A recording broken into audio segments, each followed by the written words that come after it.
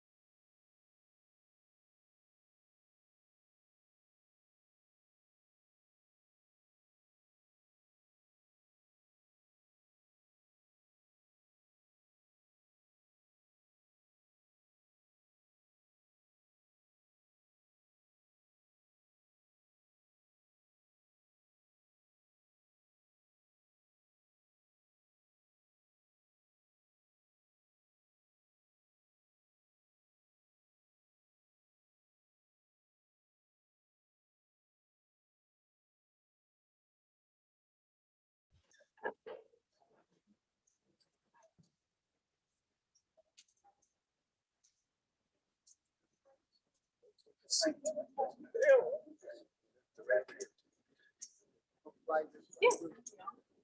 Oh, yeah, I do have some. They're in my car.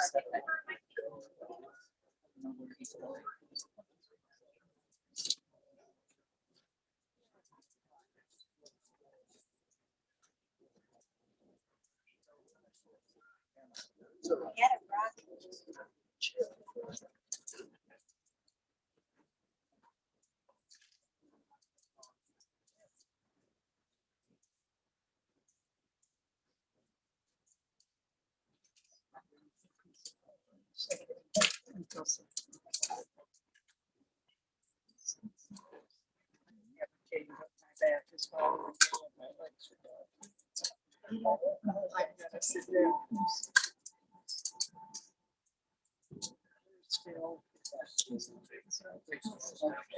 Right here.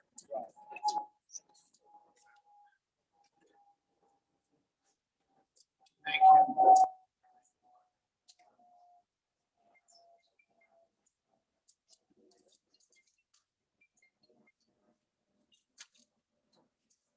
Get it right over next to it. Okay, thank you. Absolutely. You get in the chair. Maybe you think you maybe want to sit on the end? No, I'll sit there. Okay, I thought maybe we put this closer to you. Hold it up and just. Well, Okay. sure, that's fine. All right, Just put it next to that. okay.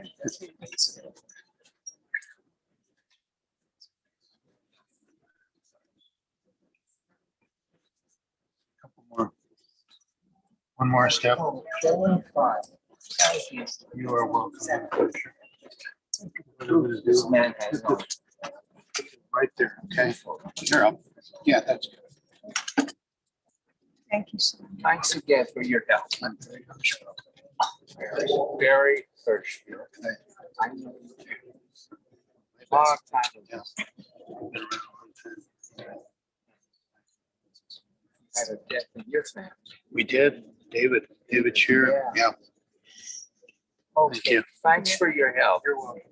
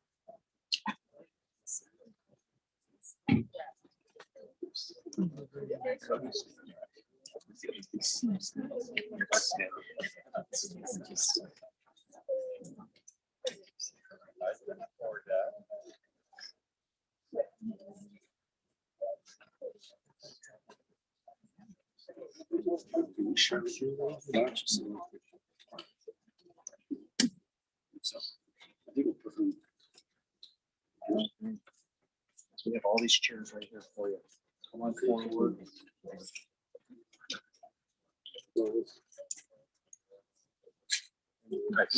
How are you? Condolences. Thank you. Bill, this is my wife, Kim. Hi, how are you? Better occasion. Is she watching next? Okay. You okay today?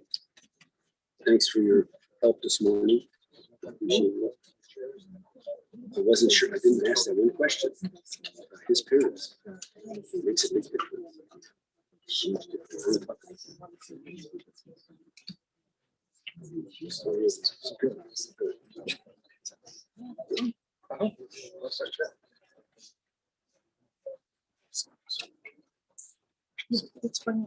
Yeah, I'll tell you what, we can just. Why don't we just move this one a little bit? We'll move yours I over. think when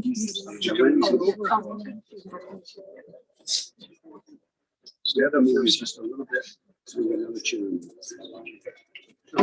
There we go.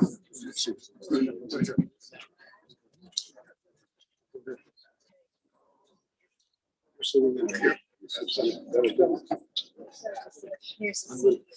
I'm gonna get put on Feldman's stack.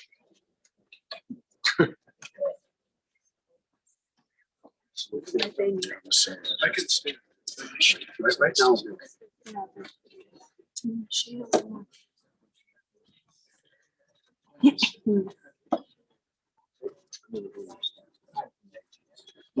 Okay. No, that's fine. Do you need health insurance?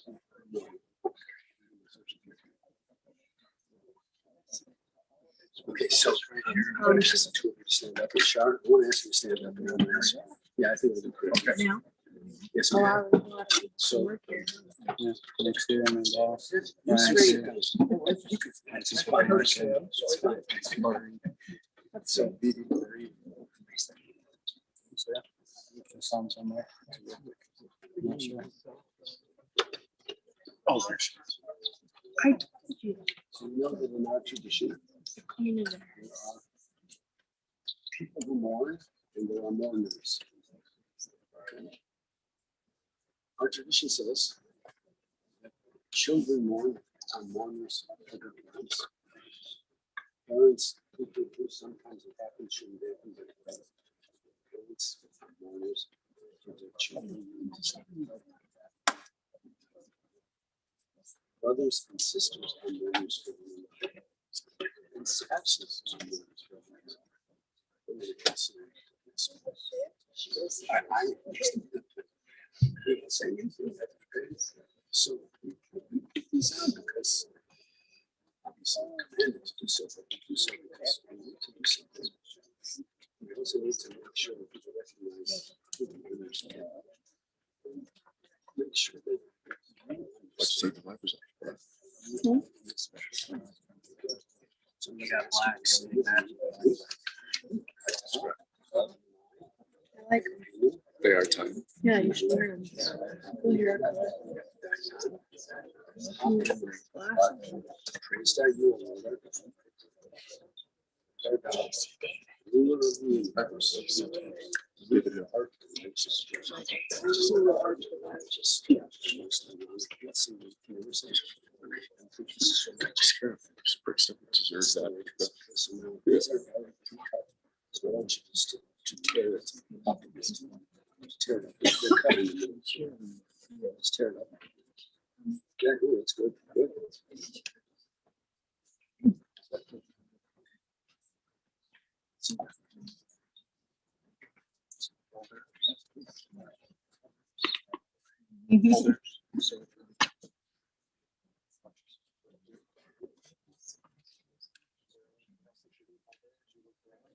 Six.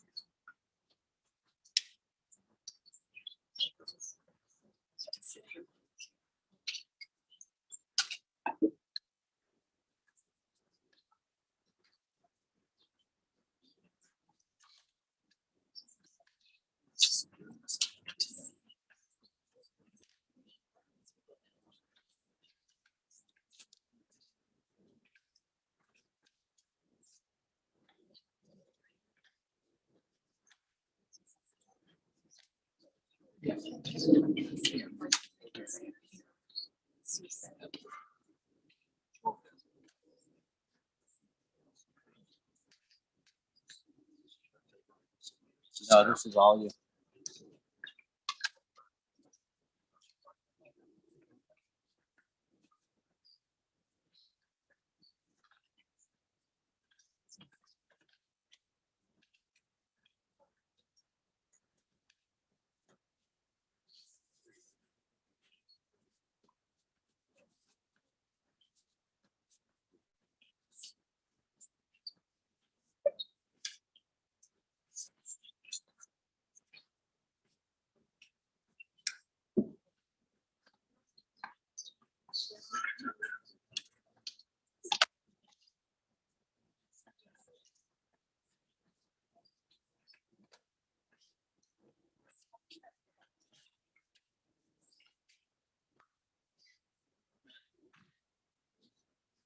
Ladies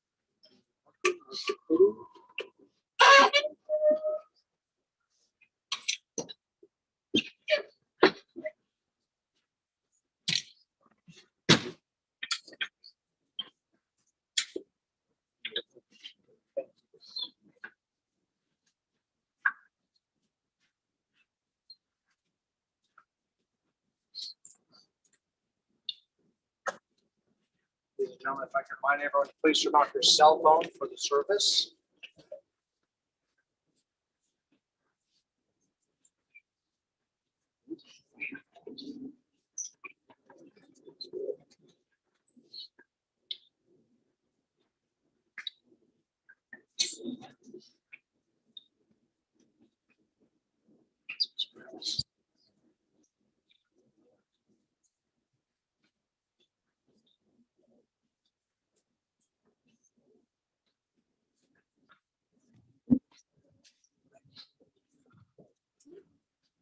In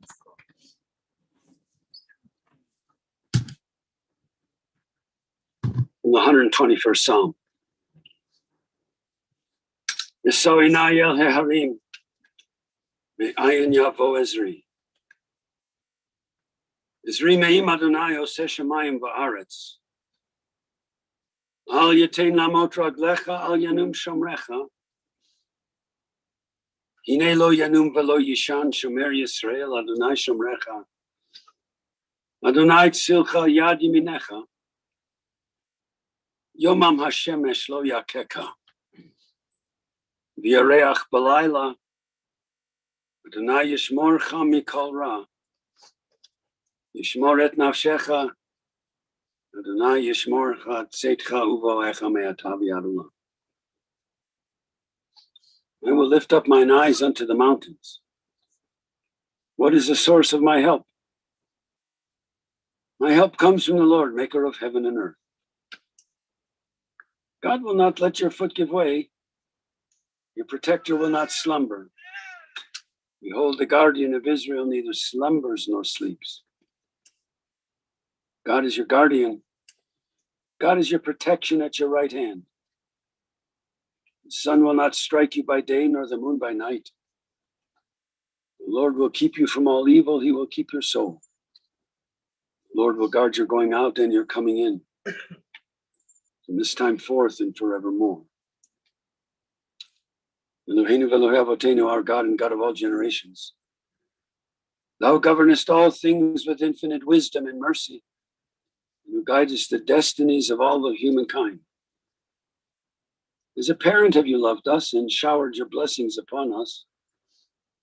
Therefore we shall not murmur even when sorrow befalls us, but with humility and unfaltering trust we shall accept your decrees.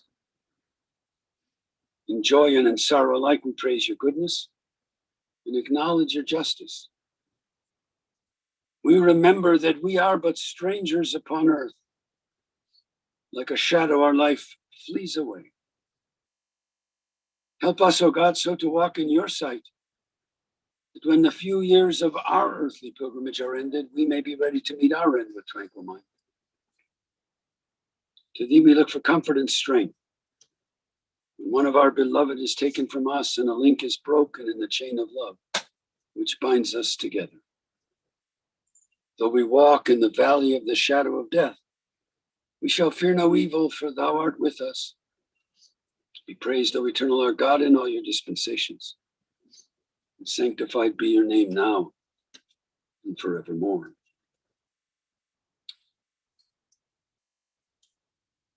More often that I am here at moments like this, I feel even more called upon to say the following. I'm about to read the words of the 23rd Psalm, and there is no piece of literature, any place in any kind of religious context, no words that are used more often than these words. And the reason, I suppose, is because it says, yea, though I walk through the valley of the shadow of death. But I learned a long time ago from one of my professors that when King David, who was the ostensible author of the book of Psalms, when he wrote this psalm, he had something else in mind. He was trying to give advice to mourners. And the advice he was trying to give them is, don't get stuck in the valley. Walk through it, difficult though it might be. Filled with memories, joys, and sorrows, fulfillments and disappointments, because that is a part of life. But if Seymour Ruby was here right now, he would say, don't get stuck. Don't get stuck. Just keep walking, just keep living, just keep doing. So I'm going to read the 23rd Psalm in Hebrew, as we most often do at funerals, and read it in English. And if you know parts of it, you want to say it with me, please feel free to do so. Adonai roi lo echsor bino teshe yarbitzeni al mei menuchot chenaleni. Nafshi shoved yancheni b'magleit tzedek leman shemo. Gam ki elech begeit samavet. Lo ira ra ki ata imadi. Shivtecha umishatecha hema yenachamoni. Ka'aroch lefanai shulchan neged sororai. Dishanta v'shem en roshi kosi ravaya. Ach tov b'chesed. Yirdafuni kol yemei chayai. Shavti b'veit Adonai la'orech yamim. The Lord is my shepherd, I shall not want. He maketh me to lie down in green pastures. He leadeth me beside the still waters. He restoreth my soul. He guideth me in straight paths for his name's sake. Yea, though I walk through the valley of the shadow of death, I will fear no evil, for thou art with me. Thy rod and thy staff, they comfort me. Thou hast prepared a table before me in the presence of mine enemies.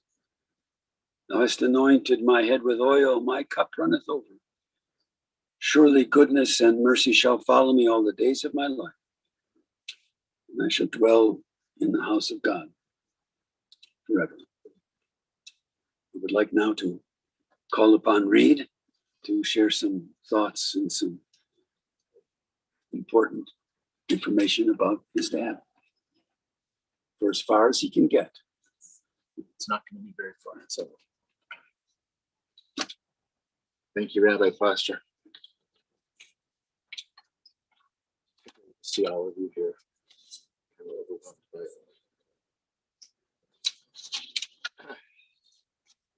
My dad, my best friend.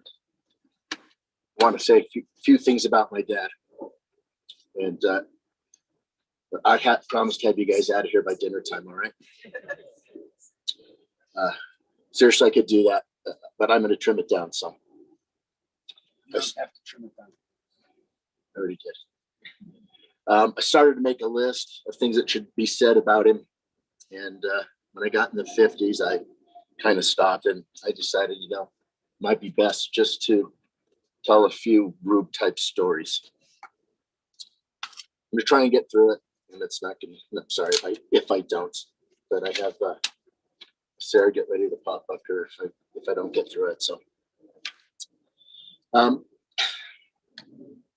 my dad started telling us stories about growing up on the West Side as early as I can remember. My sister and I, usually a bunch of our friends, would sit around and listen to these stories in disbelief, hanging on every word. One repeated story was about poor Mrs. Kubitz. And I apologize if any of you here are related to Mrs. Kubitz, because that is a possibility. So I apologize. If that's, I have no idea who she was, but anyway, I apologize in advance. She was a mythical legend in our minds, but it was the 1930s and 1940s. My dad and his 8-year-old, his gang of 8-year-olds terrorized this poor woman unmercifully. I have no idea what she did to deserve it. I'm going to guess nothing. There were dozens of pranks, stuff you probably heard of, like lighting a bag of dog poop on a porch and ringing the doorbell and running away and laughing hysterical when she'd come out to stomp on it. The legend is that she fell for this over and over again. So I don't know that if that part of it is true. Another thing that they used to do as kids, and I'm going to try and tell it like my dad would tell the story. He'd say, okay, you need a spool of black thread, a safety pin, and a wet handkerchief. You sneak up on the porch and you put the safety pin in the screen door, and then you tie the black thread, one end of it, to the safety pin. And then you walk down the driveway and you go hide behind some bushes where nobody can see you. And then you take the wet handkerchief and you start rubbing the other end of the thread. And that starts to make this loud squeak that resonates up into the screen door through the entire house. And of course, she comes out screaming. She can't see the black thread at night. She has no idea what's going on. And they drove her out of her mind. Like their idea was to drive her crazy. Needless to say, my cousin Scotty and I tried that ourselves several times. And the results were kind of mixed on that. So, by the way, this band of little demons were lifelong friends, friendships that lasted 90 years. And Rube is one of the last to go of that group.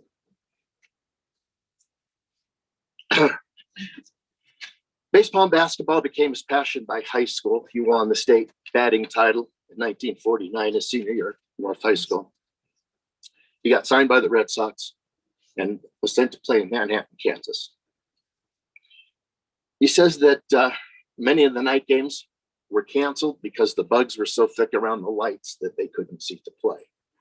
And needless to say, that was the end of him being in Kansas. He returned home. After the stellar baseball career, he decided he wanted to be a pilot. He got his commercial pilot license. Then the Army came calling. The Army wouldn't let him fly because he wore glasses. So they trained him to fly remote controlled airplanes, which back then they were called RCATs. That was the very first radio controlled airplanes. And today we know those as drones. But in 1951, they were called RCATs.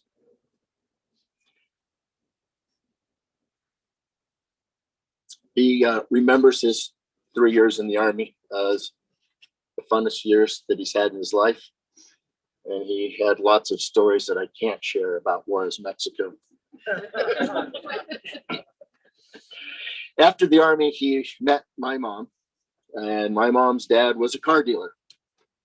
And that started my dad's 60-year career in that business.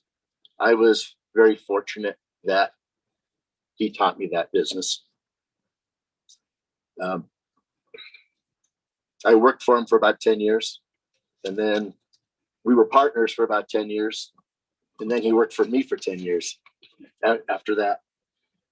But man, did we have some fun. We would travel back to California every week. We were on airplanes all over the country. And I could tell car business stories for days if you guys ever wanted to hear that. All right, now I know what you guys are all thinking. What about his hair? My pops had great hair right up to the end. Man, did he protect it. Does anybody remember, for those of you that are old enough, John Travolta in Saturday Night Fever? Don't touch the hair. That was my dad. But he always looked good, didn't he? There is one thing that we had made a decision to put in his casket. And a lot of people close to him can guess what that was.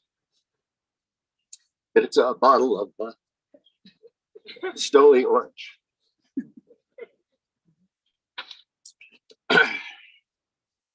He loved his Stoli.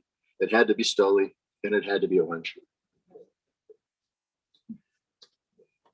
Funny side story is that if we were in a restaurant and he ordered Stoli orange, the wait person always felt really bad because my dad would get agitated if they didn't have it. So they would offer things like, well, how about if I just mix some vodka and orange juice for you? Or they'd have some kind of concoction. He'd be like, no, please don't. Just bring me some vodka. I'll be fine with that. And then when they turned and walked away, he always said the same thing. What a moron.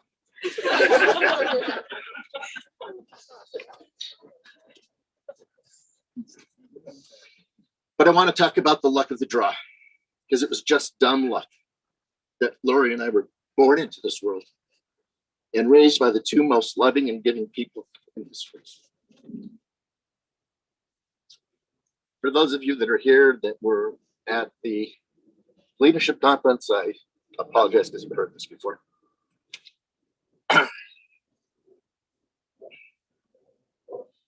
We had awesome childhoods.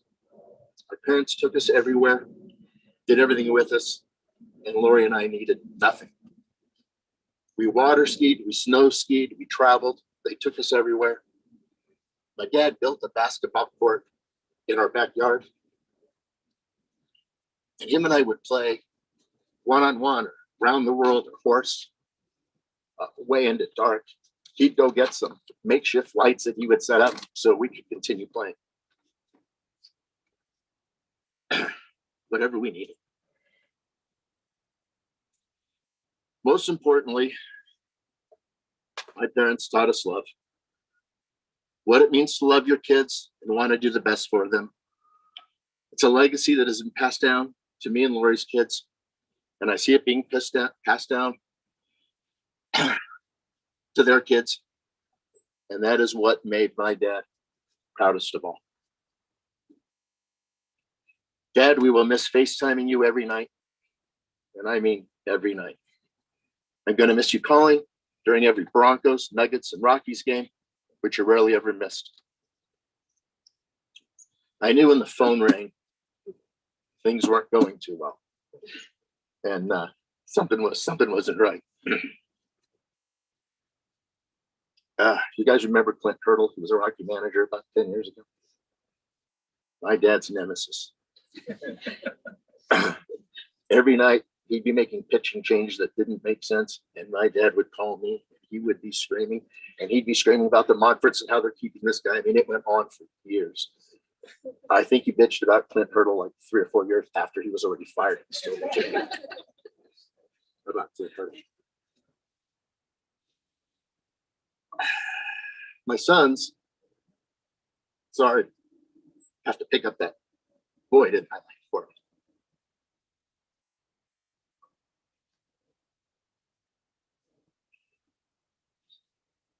I want to talk about Charlene Luke for a minute. This woman changed my dad's life. He told everyone that the last 22 were his happiest. Charlene, you are wonderful. You opened up your heart and took us all in. Your family became ours. We are so sorry for your loss, and you'll always be family to us. We love you. Little secret. My family might get offended, but they probably agree. Her matzo balls were way better than ours. So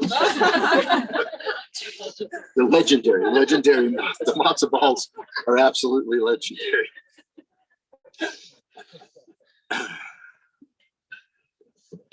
My dad was truly the best friend I've ever had, and I will miss him every day for the rest of my life. On behalf of Charlene, Lori, and Stan, me and Kim, Rube's wonderful 5 grandkids, and their wonderful SIGs, his 8 beautiful grandchildren, and the 2 that are on the way. We want to thank all of you for being here today. Some traveled far, some are probably watching on Zoom. It means the world to us, and means the world to my dad that you're here. Thank you.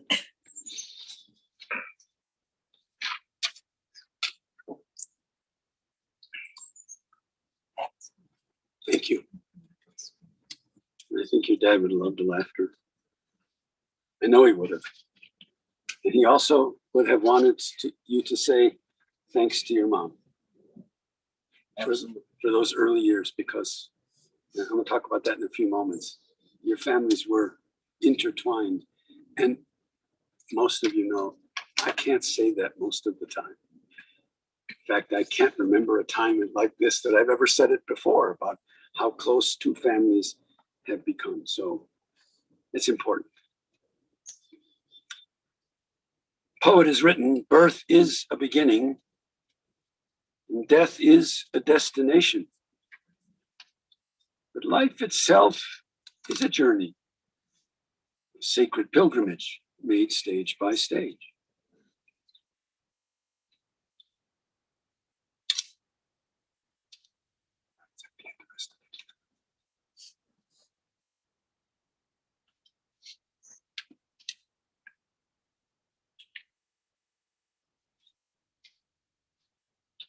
From childhood to maturity and from youth to age, from innocence to awareness and from ignorance to knowing, from foolishness to discretion and then perhaps to wisdom,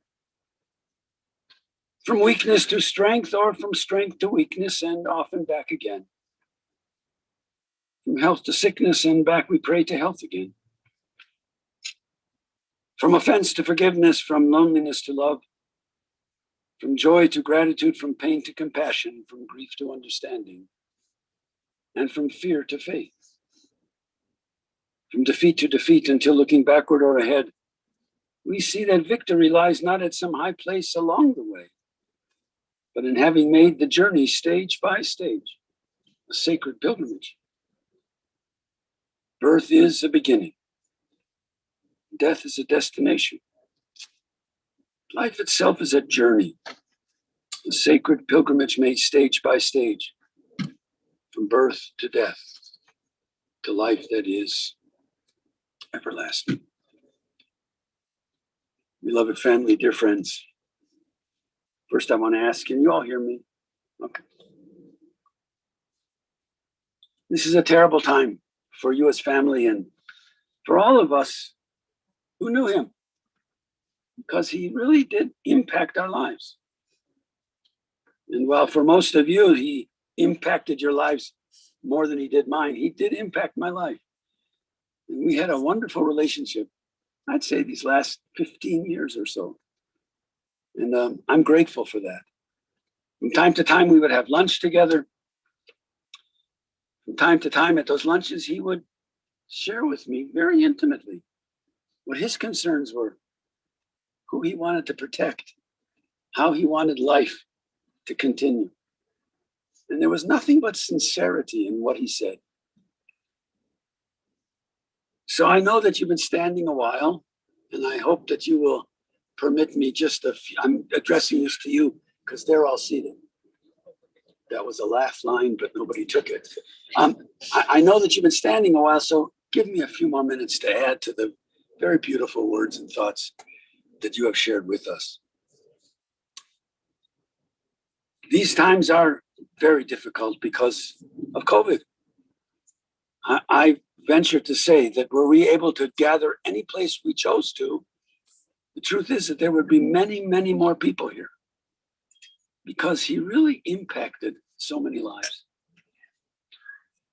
This moment is also, as I have said thousands of times before, it's bittersweet. Bitter because death has come, but sweet because whatever suffering he had was really kept to a minimum. And while he was 90 years old, we recognize that. Truth is, he died suddenly. And that's always difficult for family. no last words, no opportunity to say goodbye. We understand all of that. And so it's difficult. It's bitter because he's gone, but sweet because he did not have to suffer too much. What's our purpose in being here today? I really do believe that there is a very important purpose.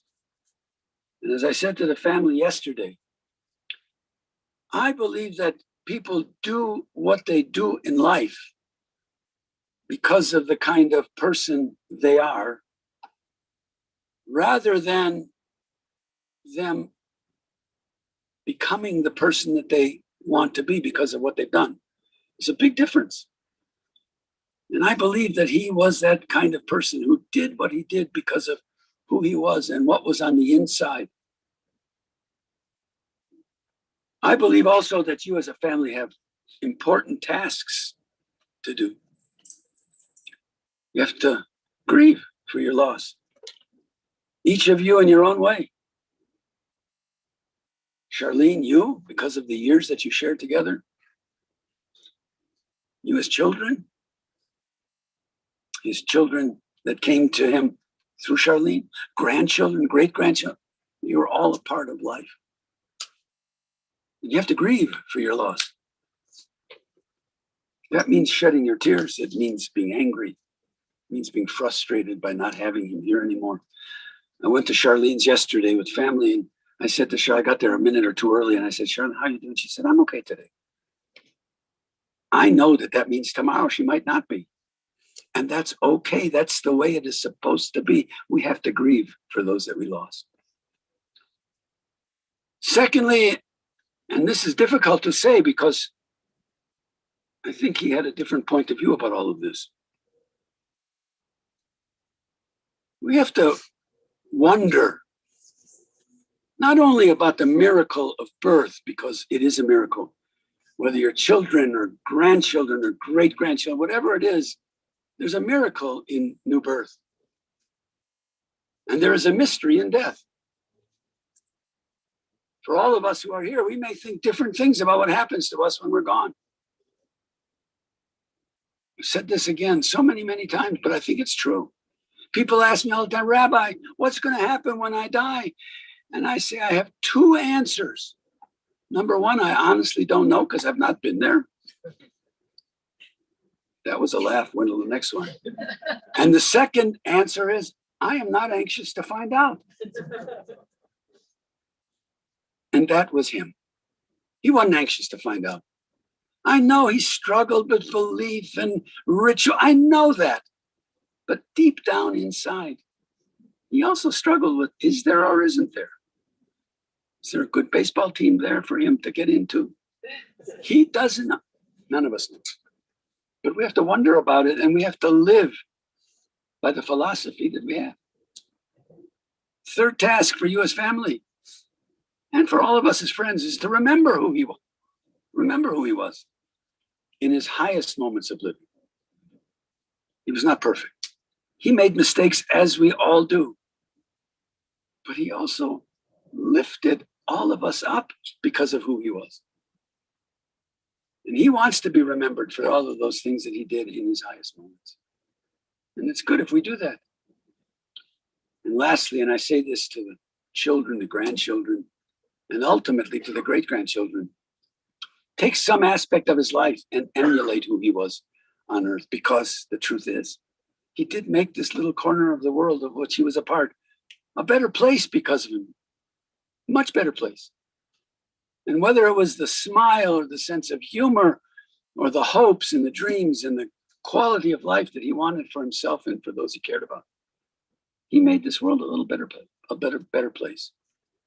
Are we not going to go to war in the future? I have no idea, nor did he. I know what his hopes were. But the truth is, he didn't know either. But the corner of the world of which he was a part is much brighter because he was there.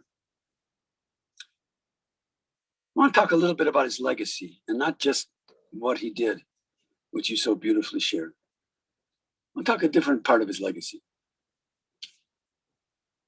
He was first generation American, born here. Parents born in Eastern Europe, And I would venture to say he's one of the last in his generation, firstborn Americans. Mostly it's people in my parents' generation that were born here. All of my grandparents were Eastern European, and I'm not so much younger than he was. 12 years is no big deal. But the truth is, he was one of the last to have been first generation American Jew. And that meant the following, and it means the following, and to him it meant something. His parents came here to find a better way of life. They came here to escape anti-Semitism. They came here to make sure that their children and grandchildren and great-grandchildren would find security. That's what they came for. Leaving behind 1,000 years of Jewish history. Remember, a number of years ago, I was in Ethiopia with a group of Ethiopian Jews coming to Israel, and we accompanied them on a plane. And the day before, many of them left Gondor, which is where they grew up. And where was their last stop before leaving? Cemetery. Not to say Kaddish, but to say to their parents and grandparents and generations of the past, please understand, we're leaving to find a better life. And they did. And his parents, I would say, that generation, did the same thing, even if they came here as children. He's first generation American. And what was his task? His task was to secure the freedom and the future for the next generation. He did that. Yes, through his father-in-law's help, I understand that. But he did that. And he became successful at what he did, not just to make a living. I don't mean it that way. He became successful to transmit the values that were his to the next generation. And so I share with you as family, next generation, your generation, as children, is continuity to make sure that all of those things that our grandparents and great-grandparents came here to find are not lost. Even our identities. It's important. So he was one of those wonderful, wonderful people. He had a wonderful set of values. And it's those values that I think were most important to him. Yeah, he had a love of cars and he had a love of sports and he had a love as a spectator and as a participant. I know all of that. And so do most of us. And he passed it from one generation to the next. Important. But he also felt he was the luckiest guy in the world. Even when there were difficulties, he still felt he was the luckiest guy in the world. And his Jewish heritage was important to him. No, he was not ritualistic. And he was very careful to share that with me. We would have lunch together often, and he would say, now look, Rabbi, I'm not religious. He would say, I'm not religious. And I would say back to him, it's not about religion, it's about observance. Okay, so you don't keep kosher. I don't care. But he transmitted a set of values, which are specifically Jewish values, to make the world a better place. And that's what he cared about. And he would fight with people over those values and what he thought was important and what he ought to be doing. Think about this. People who worked for him, when he went from place to place, many of them went with him. It wasn't because he paid better. It's because he was the kind of person he was. And they wanted to be surrounded by that kind of person.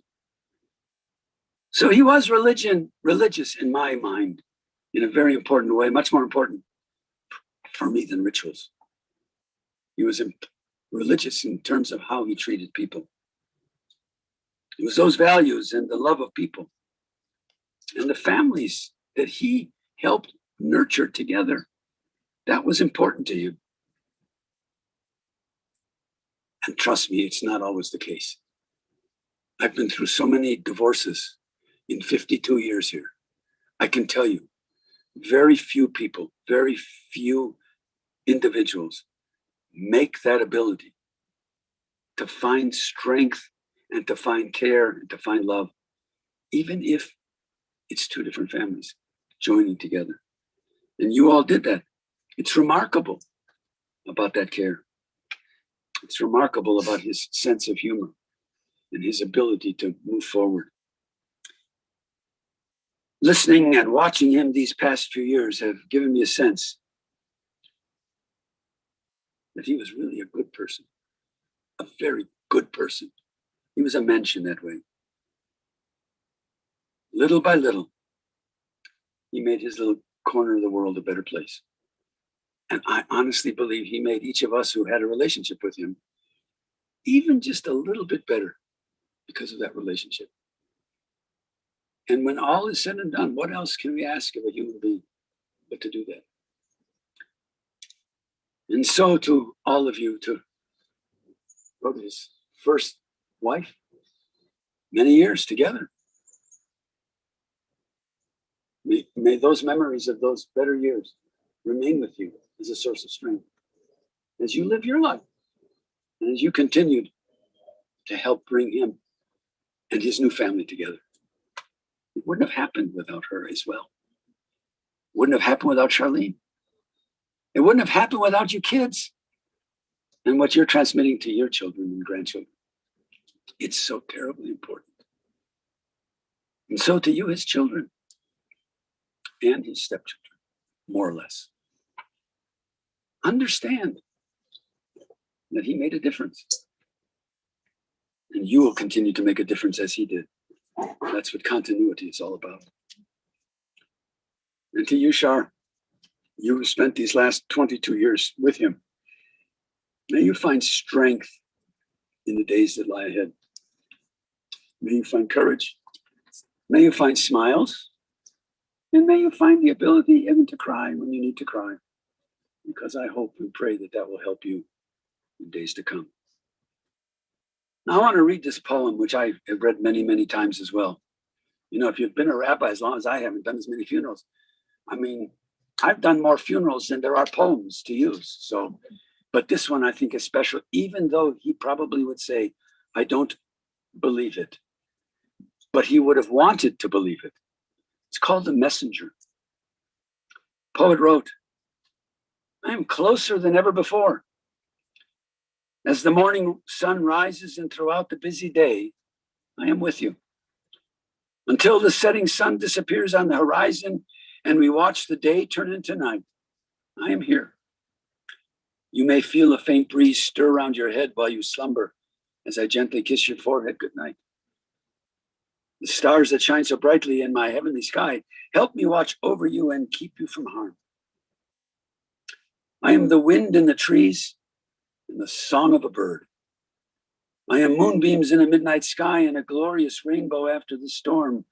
I am morning dew and freshly fallen snow. I am a butterfly flying overhead and a puppy happily at play.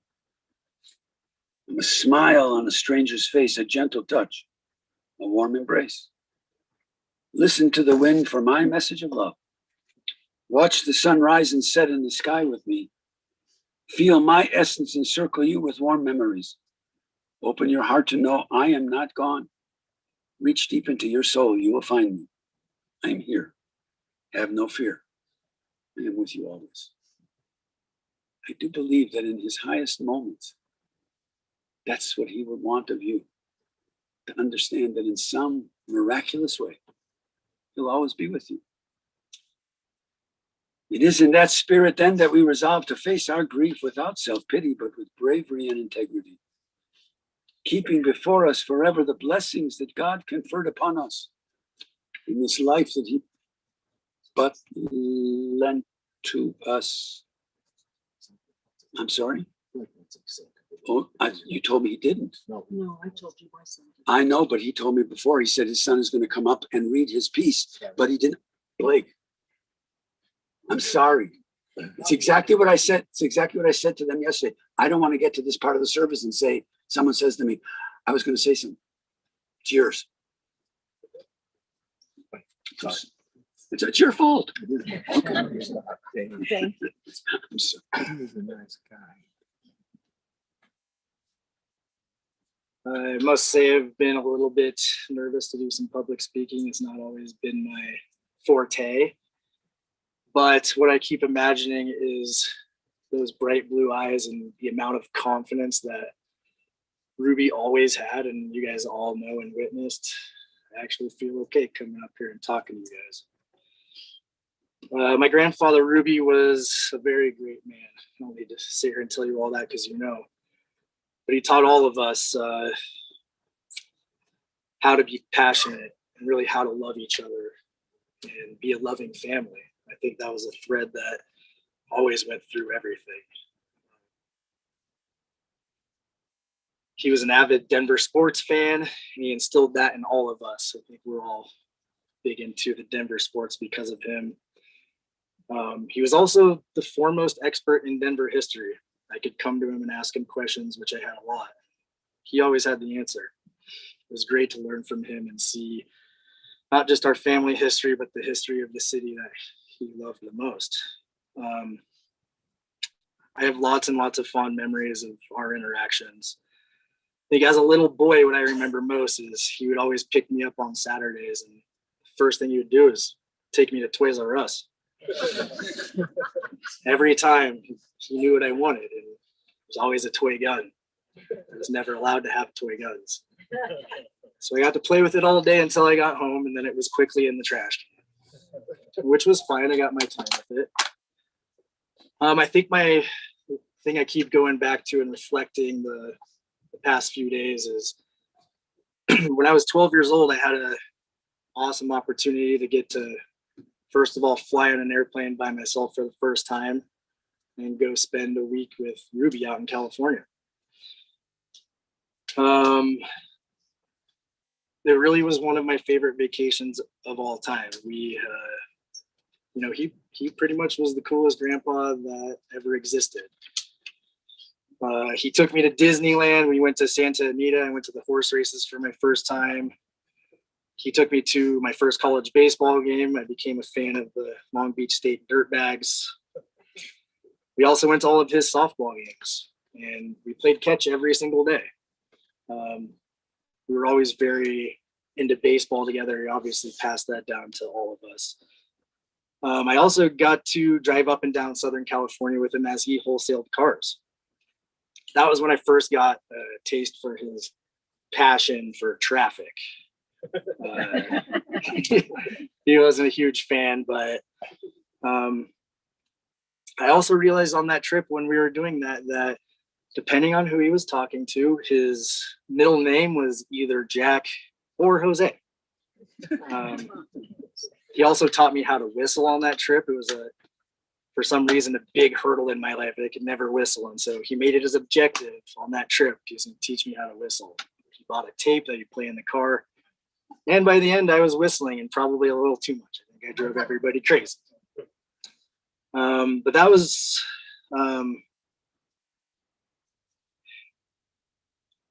also on that trip. Sorry, one more note. I did realize that he was the Guinness Book of World Records holder for world's loudest sneezer. I don't know if any of you guys got to attest to that, but I'd be clear in the other room and it would literally scare the crap out of me. That was such an awesome trip, and I'll never forget it. But the man taught me so much that I couldn't possibly discuss all those things today. What I can say is that he makes me want to be a good dad, a good son, and when the time is right, be a good grandfather also, because he certainly was. I'm going to continue to strive for excellence in all aspects of life because he absolutely ingrained that in me and everyone else, and no one's ever going to be able to take that away from me. Ruby, you were the best patriarch our family could have ever asked for. I promise to continue to make you proud of me. You always made sure that I knew that you were proud of me. I'm going to do the same for my kids and the rest of the family because that's what he wanted. That's what I'm going to do. Rest in peace, Ruby. You'll always be missed but never forgotten. I'll love you forever, and thank you for everything.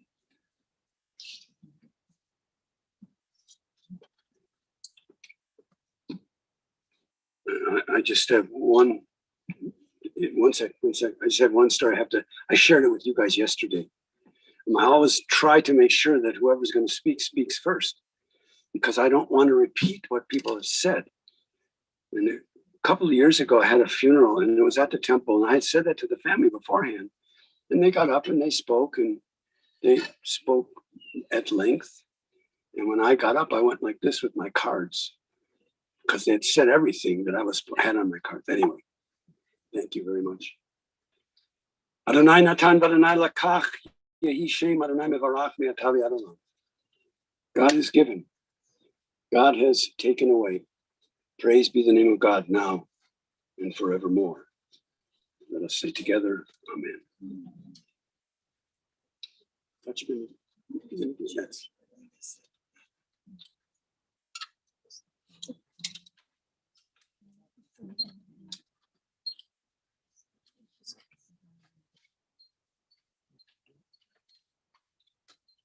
The rising of the sun and in its going down, we will remember him.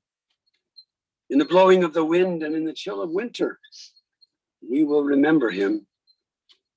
In the opening of buds and in the rebirth of spring, we will remember him. In the rustling of leaves and in the beauty of autumn, we will remember him. In the blueness of the sky and in the heat of the summer, we will remember him.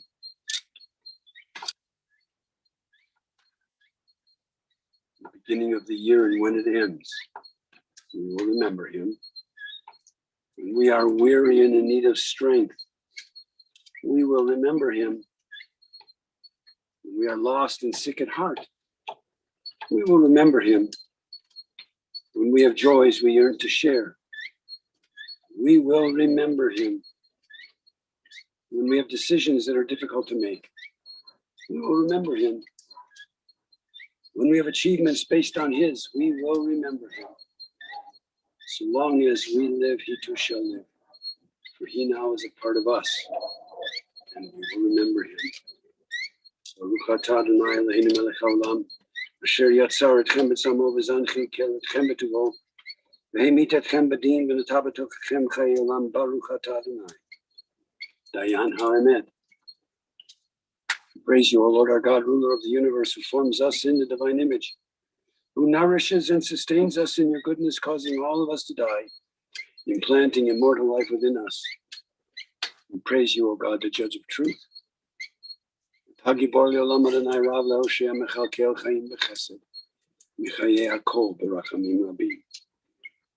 Eternal is your might, O God. All life is your gift. Great is your power to save. With love you sustain the living. With great compassion you give life to all. You send help to the falling and healing to the sick. You bring freedom to the captive and keep faith with those who sleep in the dust. We praise you, O God, who implants eternal life within us.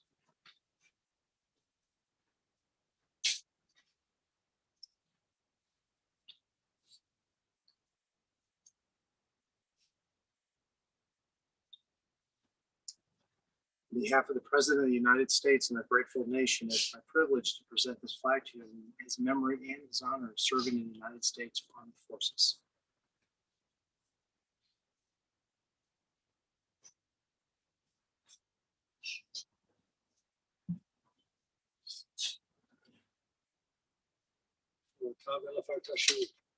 Just thou shalt return. To the clay of the earth thou shalt return. Ruach atah ve'ruach Elohim tashur.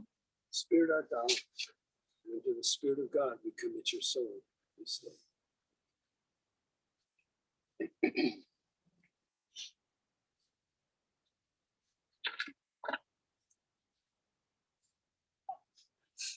The dust returns to the earth as it was. The spirit returns to God who gave it. It is only the house of the Spirit which we have laid within the bosom of the earth. But the Spirit itself cannot die, for here too our dear ones continue in the loving remembrance of those to whom they were precious. Receive in mercy, O God, the soul of our beloved Seymour Rubenstein. Grant him that everlasting peace which you have prepared for us in the world to come. Though no human eye has seen nor ear has heard, nor mind has compassed it, so is our sure inheritance and our everlasting portion now and forevermore. So I would ask you now, dear family, and those who can, please rise that we might recite together the words that have been hallowed by centuries of faith, the words that have been glorified in our tradition, the words of the Kaddish prayer.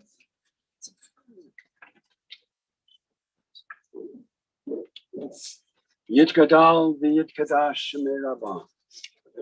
Yalma divrach hirutei v'yamlich malchutei. V'chaye dechol beit Yisrael. V'agala uvizman kari v'yimeru amen. Yehei shemei Rabbah mevarach. Leolam v'leolmei olmaya. Yitbarach v'yishtabach. V'yitpa'ar v'yitramam v'yitnaseh. V'yitadar v'yitalev v'yitalal. Shmei dekutsha barichu. Leila min kol birchata v'shirata. Tushbechata v'nechemata. Damiran b'alma v'yimru amen. Yehei shalom araba min shemaya v'chayim. Aleinu v'al kol Yisrael v'yimru amen. Oseh shalom b'mrama. Hu ya'aseh shalom. Aleinu v'al kol Yisrael v'yimru amen. Yilma lerachamim shochin b'amrumim. Hamatzei menucha nechona tachat kanfei hashechina. Im kadoshim tahorim kazohar harakim azirin. Et nishmat Shmuel Yankel ben Chuna v'yenta. Shahalach l'olamo. Bal harachamim. Yasireu b'seter k'nefav le'olamim. V'yitzror b'tzror ha'chaim et nishmato. Adonai hu nechalato v'yanuach b'shalom. Al mishkavo v'nomar amen. O God, full of compassion, eternal spirit of the universe, grant perfect rest in your sheltering presence unto Seymour Rubenstein, who has entered into eternity. O God of mercy, let him find refuge in the shadow of your wings, and let his soul be bound up in the bond of eternal life. Be thou his possession, and may his repose ever be peace. The departed whom we now remember has been called unto the peace of life eternal. He shall still live on earth in the acts of goodness he has performed, and in the hearts of those who will ever cherish his memory. We pray that the beauty of his life will ever abide among us all as a living and loving benediction. And may the source of peace send peace unto all you who mourn. May God comfort all the bereaved among us, among Israel, among all the nations and the families of earth. And let us all sit together. Dear friends, family wishes you to know that they will observe a period of mourning in the following way. They will be at the clubhouse of the Cherry Creek Country Club immediately following the service until 7 o'clock this evening. And tomorrow, again, between 2 and 7, we're going to do a service this afternoon, not tomorrow. We're going to do a service there as soon as we get there. So if you're planning to go to the clubhouse this afternoon and you want to do it immediately, please make your way to the Cherry Creek Country Club and we'll do a service and then anything else that you all might want to do. Okay?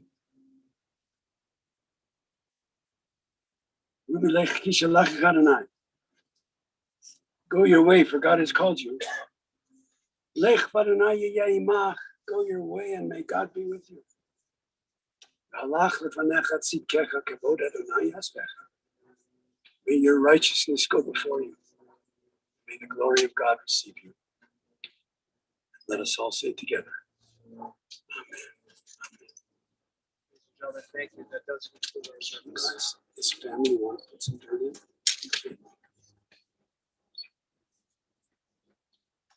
Just this family.